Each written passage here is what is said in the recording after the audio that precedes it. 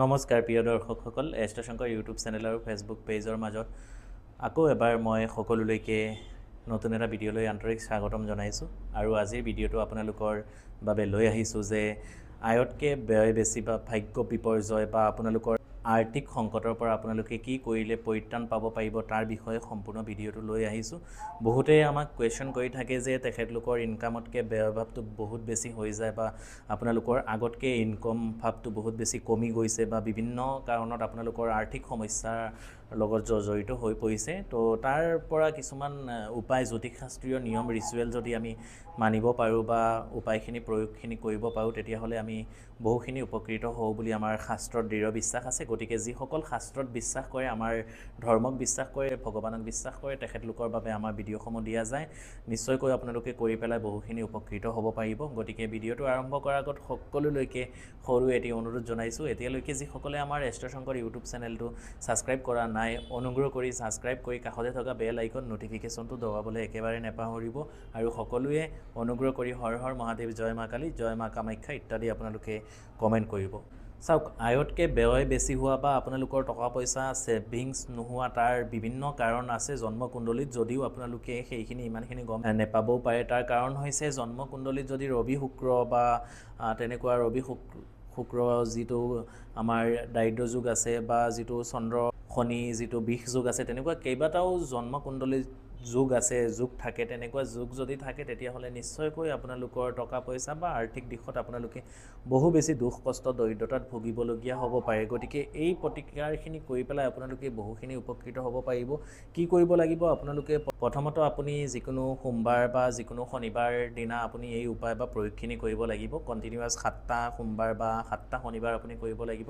প্ৰথমত ৰাতিপুৱা উঠি গা পা ধুই মেলি আপুনি আপোনাৰ ওচৰত থকা এজোপা বটগছ বা আহঁত গছৰ গুৰিত যাব লাগিব। গৈ পেলাই সেই বটগছ বা সেই আহঁত গছজোপাক আপুনি কৰজোৰে প্ৰণাম কৰি সেই বটগছ বা আহঁত গছজোপাৰ গুৰিত অকণমান গাখীৰ গংগাজল আপুনি দিব।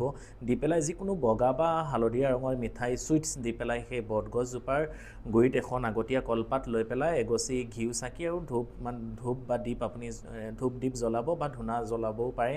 আৰু সেই প্ৰসাদ যিটো চুইটছ বা মিঠাই যিটো নিলে সেইটো দি পেলাই সেই বটগছজোপাক পূজা কৰি পেলাই সেই বটগছজোপাক খুজিব যে সেই বৃক্ষ দেৱতা, আপোনাৰ গছৰ পৰা মই এখিলা পাত অৰ্থাৎ এটা পাত নি মোৰ এই আৰ্থিক যি অভাৱ অনাটন দুখ কষ্ট যিখিনি দৰিদ্ৰতা হৈ আছে তাৰ পৰা যাতে মই পৰিত্ৰাণ পাব পাৰোঁ, বৃক্ষ দেৱতাক আপুনি প্ৰণাম জনাই পেলাই সেই বটগছৰ উত্তৰ দিশৰ নহ'লে আপুনি পূব দিশৰ পৰা এখিলা পাত, মাত্ৰ এটা পাত আপুনি আনিব লাগিব। আনি পেলাই আপুনি যাব লাগিব এখন মা কালী মন্দিৰ বা আপুনি এখন শিৱ মন্দিৰ, য'ত মানে মা কালী আৰু শিৱ বাবা একেলগে আছে, তাত যাব। গৈ পেলাই আপুনি পঞ্চামৃত অভিষেক শিৱ বাবাক আপুনি কৰাব। পঞ্চামৃত অভিষেক যদি নোৱাৰে গাখীৰ আৰু গংগাজল কৰিব। যদি পঞ্চামৃত অভিষেক পাৰে খুব বেছি ভাল। পঞ্চামৃত হৈছে গাখীৰ, দৈ, ঘিউ, মৌ আৰু চেনি, এই 5টা বস্তুক একেলগে সংমিশ্ৰণ কৰিলে পঞ্চামৃত বুলি কোৱা যায়। সেই পঞ্চামৃত দি পেলাই আপুনি শিৱ বাবা অভিষেক কৰাব লাগিব। আৰু সেই যে বটপাতখন নিলে সেই বটপাতখন শিৱলিংগৰ ওপৰত আপুনি ৰাখিব। যেনেকৈ বেলপাত দিওঁ, বেলপাতটো দিবই, বেলপাত, দুবৰি বন, হালধীয়া ফুল, আকন ফুল, ধতুৰা ফুল সেইখিনিতো নিব। সেই বটপাতখন আপুনি মনোস্কামনা জনাই পেলাই সেই যেতিয়া পঞ্চামৃত দি পেলাই শিৱলিংগত যেতিয়া ঢালিব, অভিষেক কৰাব, তেতিয়া সেই বটপাতখন আপুনি আপোনাৰ নিজৰ নাম গোত্ৰ, আৰ্থিক কষ্ট যে হৈ আছে, এটা যদি পাৰে এটা মাৰ্কাৰ পেন দি পেলাই সেই বটপাতত লিখি দিব। লিখি পেলাই সেই শিৱলিংগ স্পৰ্শ কৰাই পেলাই বা যেতিয়া পঞ্চামৃত অভিষেক কৰাব তেতিয়া সেই পাতখনো অভিষেক কৰাই পেলাই আপুনি সেই পাতখন লৈ পেলাই আকৌ মা কালী বা মা দুৰ্গা মন্দিৰত ধুনীয়াকৈ আপুনি পূজা দিলে পাতখন ধুই ল'ব। লিখাকেইটা মুচি গ'লেও কথা নাই, মাৰ্কাৰ পেন দি লিখিলে আপুনি পটককৈ মুচি নাযায়। যদি মাৰ্কাৰ পেন নাপায় তথাপি আপুনি বেলেগ যিকোনো ৰঙা ৰঙৰ পেন দি পেলাই, কলম দি পেলাই আপুনি লিখিলে আৰ্থিক উন্নতি বা টকা পইচা যিখিনি কষ্ট হৈ আছে সেই উদ্দেশ্যে পূজাখিনি আপুনি দিলে শিৱ বাবাক। আৰু মা কালী মন্দিৰতো অকণমান দৰ্শন কৰিলে বা মা দুৰ্গা মন্দিৰ বা যি মন্দিৰে নাথাকক, যদি মা কালী বা মা দুৰ্গা নাই কেৱল শিৱ মন্দিৰত কৰিব তেতিয়াও হৈ যাব। ওচৰতো শিৱ মন্দিৰ এভেইলেবল পাব।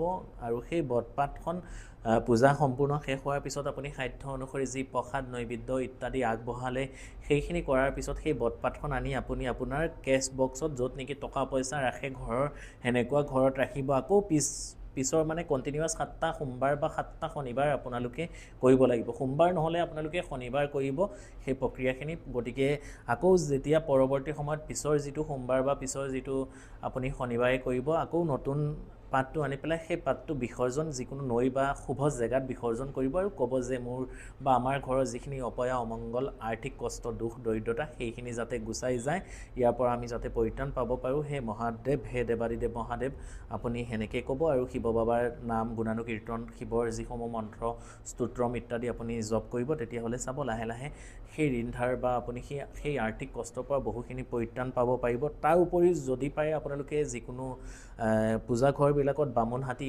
এবিধ গছৰ মূল থাকে, আপোনালোকে শুকান মূল পাব। সেই বামুণ হাতী গছৰ মূলটো যদি আপোনালোকে আনি পেলাই যিকোনো বগা বা হালধীয়া সূতা দি পেলাই আপোনালোকে সোঁহাতত বান্ধিব পাৰে।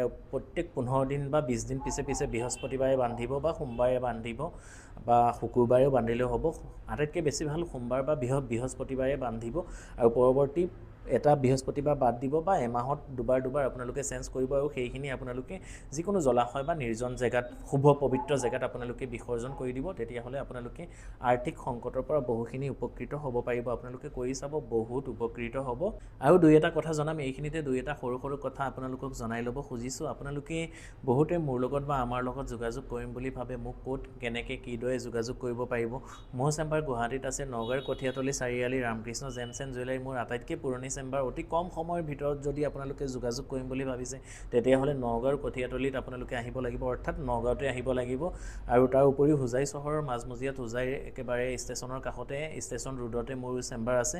বিশেষ কৰি অসমৰ ভিতৰত 3টা জেগাতে চেম্বাৰ আছে, গুৱাহাটী, নগাঁও আৰু কঠীয়াতলী চাৰিআলি। গতিকে ভিডিঅ'ৰ ডিছক্ৰিপশ্যনত আমাৰ হোৱাটছআপ নাম্বাৰ আৰু স্ক্ৰীণত হোৱাটছআপ নাম্বাৰসমূহ দিয়া থাকে। সময় লৈ আগতীয়াকৈ আপোনালোকে যোগাযোগ কৰিব।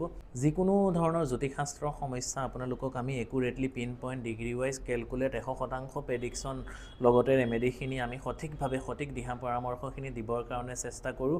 আৰু যিসকলৰ বিভিন্ন ধৰণৰ তন্ত্ৰ সমস্যা, বাস্তু সমস্যা বা যিকোনো ধৰণৰ আপোনালোকৰ নৱগ্ৰহ ৰত্ন, বিশুদ্ধ গ্ৰহ ৰত্ন ইত্যাদিৰ প্ৰয়োজন হৈ আছে, সময় লৈ আগতীয়াকৈ আপোনালোকে এপইণ্টমেণ্ট লৈ আমাৰ সৈতে যোগাযোগ কৰিব। 100% গেৰাণ্টি সহকাৰে আমি আপোনালোকক জ্যোতিষশাস্ত্ৰ সমস্যা সম্বন্ধীয় যিখিনি সমস্যা থাকে সেই সমস্যাৰ পৰা আপোনালোকক উলিয়াই আনিবৰ কাৰণে আমি চেষ্টা কৰোঁ বা কৰিও আছোঁ। আৰু বহুতে আমাৰ পৰা বহুতখিনি উপকৃত হয়।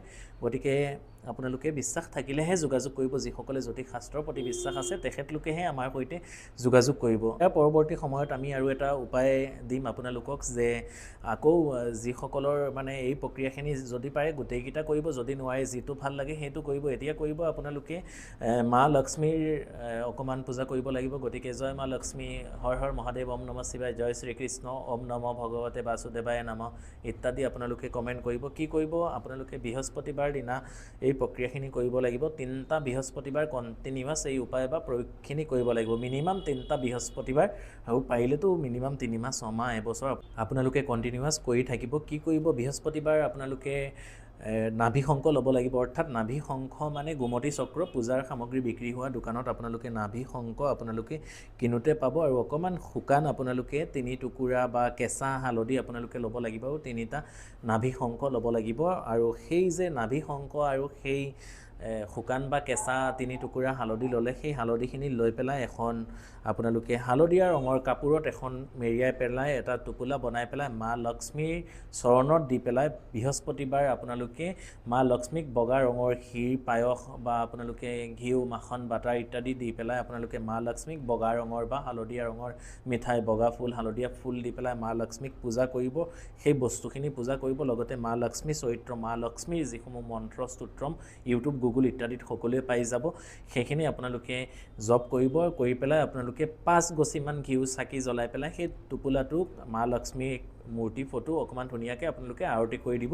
দি পেলাই আপোনালোকে নিজৰ গৃহৰ য'ত নেকি আপোনালোকৰ আলমিৰা, কেছ, টকা পইচা, অলংকাৰ, গহনা ইত্যাদি আছে তাত ৰাখিব। আপোনালোকে কণ্টিনিউৱাছ 3টা বৃহস্পতিবাৰ আপোনালোকে 3টা টোপোলা হ'ব গোটেই টোপোলাটো এবছৰলৈকে আপোনালোকে ৰাখি থ'ব আৰু অহা বছৰ ঠিক এতিয়া যোনটো সময়ত কৰিব অহা এবছৰ সম্পূৰ্ণ হ'লে সেই বস্তুখিনি আপোনালোকে যিকোনো জেগাত শুভ জেগাত বিসৰ্জন কৰি দিব চাব আপোনালোকে বহুখিনি উপকৃত হ'বলৈ সক্ষম হ'ব আপোনালোকে কৰিয়ে চাব বহুত শুভ ফল আপোনালোকে পাবলৈ সক্ষম হ'ব আৰু প্ৰত্যেক বৃহস্পতিবাৰ আৰু শুকুৰবাৰ দিনা মা লক্ষ্মী চৰিত্ৰ মা লক্ষ্মীৰ সন্মুখত 5 গছি ঘিউ চাকি মা লক্ষ্মীক বগা বা আপোনালোকে যিকোনো হালধীয়া ৰঙৰ মিঠাই দি পেলাই বা বিশেষ কৰি ক্ষীৰ পায়স ইত্যাদি বনাই পেলাই ভোগ নিবেদন কৰে তেতিয়াহ'লে আৰ্থিক সংকট দুখ কষ্টৰ পৰা আপোনালোকে বহুখিনি পৰিত্ৰাণ পাবলৈ সক্ষম হয় তাৰ উপৰিও আৰু এটা কাম আপোনালোকে কৰিব পাৰে শনিবাৰ দিনা আপোনালোকে কি কৰিব শনিৰ কাৰণেও আমি বহুত বেছি দুখ বা কষ্টৰ লগত জড়িত হৈ যাওঁ গতিকে যিকোনো শনি মন্দিৰত গৈ পেলাই সন্ধিয়া তিল তেলৰ চাকি বন্তি ইত্যাদি দি পেলাই আপোনালোকে পূজা কৰিব পাৰে আৰু অশ্বগন্ধা এটা গছৰ মূল পূজাৰ সামগ্ৰী বিক্ৰী হোৱা দোকানত আপোনালোকে কিনোতে পাই যাব সেই অশ্বগন্ধাৰ মূলটো আপোনালোকে শনিবাৰ দিনা সন্ধিয়া কোলা সূতাৰে নিজ হাতৰ যদি আপোনালোকে ধাৰণ কৰে আৰু প্ৰত্যেক শনিবাৰ সেইখিনি সলাই থাকে বা এমাহ পিছে যদি সলাই থাকে কোলা সূতা দি পেলাই আপোনালোকে বান্ধি লয় তেতিয়াহ'লে সেই দুখ কষ্ট দৰিদ্ৰতা বা টকা পইচাৰ যিখিনি প্ৰব্লেম থাকে সেইখিনিৰ পৰা আপোনালোকে বহুখিনি পৰিত্ৰাণ পাবলৈ সক্ষম হয় আমি যিসমূহ ভিডিঅ' দিওঁ শাস্ত্ৰ সম্বন্ধীয় ভিডিঅ' দিওঁ কোনো ধৰণৰ বনাই লোৱা ভিডিঅ'সমূহ আপোনালোকৰ মাজত নিদিওঁ গতিকে অনুগ্ৰহ কৰি ভিডিঅ'সমূহ কেনেকুৱা লাগে জনাবলৈ একেবাৰে নেপাহৰিব আৰু সকলোৱে হৰ হৰ মহাদেৱ জয় মা কালী জয় মা কামাখ্যা ইত্যাদি কমেণ্ট কৰিব আৰু যদি ভিডিঅ'টো প্ৰথমবাৰৰ বাবে চাইছে চেনেলটো এতিয়ালৈকে ছাবস্ক্ৰাইব কৰা নাই অনুগ্ৰহ কৰি ছাবস্ক্ৰাইব কৰি কাষতে থকা বেল আইকন নটিফিকেশ্যনটো দবাবলৈ একেবাৰে নেপাহৰিব যদি ভিডিঅ'টো ভাল লাগিছে অনুগ্ৰহ কৰি আপুনি আপোনাৰ লগৰ সকলোলৈকে সমনীয়ালৈকে শ্বেয়াৰ কৰিব কাৰণ তেখেতলোকেও আমাৰ ভিডিঅ'ৰ পৰা বহুখিনি উপকৃত হ'ব পাৰিব গতিকে সকলোলৈকে আকৌ এবাৰ হৰ হৰ মহাদেৱ জয় মা কালী জয় মা কামাখ্যা জয় শ্ৰীৰাম ধন্যবাদ